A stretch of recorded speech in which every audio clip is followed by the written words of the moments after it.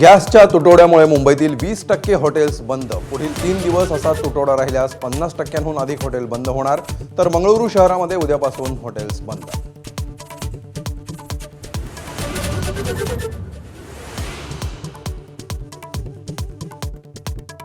Gas तुटवड्याचं औद्योगिक क्षेत्रावर गंभीर संकट. संभाजीनगर, पिंपरी चिंचवड, कोल्हापुरात अनेक कारखान्यांना फटका.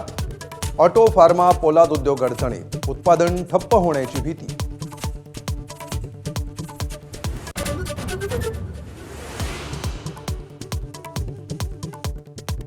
आखाती युद्धामुळे सरकारकडून एस्मा कायदा लागू. घरगुती गॅस आणि वाहनांचा सीएनजी घरगुती पाईप गॅसला प्राधान्य. उद्योग आणि लघु उद्योगांना गॅस पुरवठ्याचा प्राधान्यक्रमामध्ये तिसरं स्थान.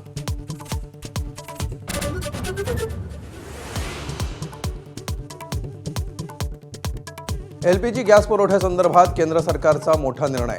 गॅस तुटवड्यावर पेट्रोलियम मंत्रालयाकडून समिती स्थापन केल्याची सूत्रांची माहिती. एलपीजी गॅस तुटवड्यावर अफवा न पसरवण्याचं आवाहन.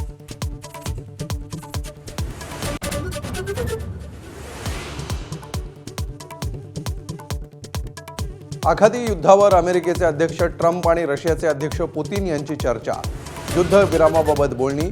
युक्रेनच्या मुद्द्यावरही संवाद.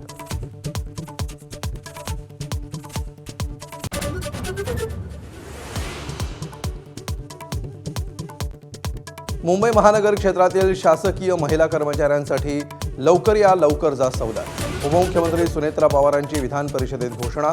तर महिलांना 1 वर्षापर्यंत मिळणार प्रसूती रजा.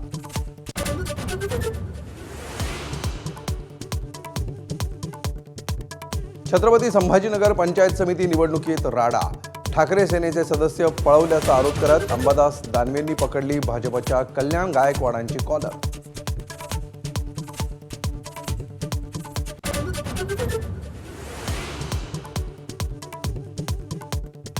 अहिल्यानगरच्या राहुरीत 7 ते 8 जणांच्या टोळक्याकडून पोलीस हवालदाराला लाठ्याकाठ्यांनी जबर मारहाण. 15 जणांविरोधात गुन्हा दाखल तर 3 अटक. जखमी पोलिसावर उपचार सुरू.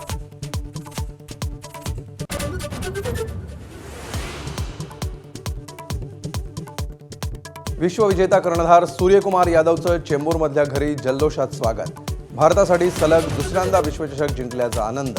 आता 2028चा विश्वचषक आणि ऑलिम्पिक गोल्ड हे पुढचं लक्ष. सूर्याची प्रतिक्रिया.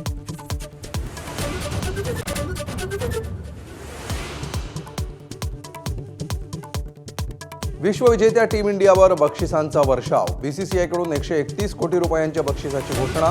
फायनलमध्ये न्यूझीलंडचा पराभव करत T20मध्ये भारत तिसऱ्यांदा जगज्जेता.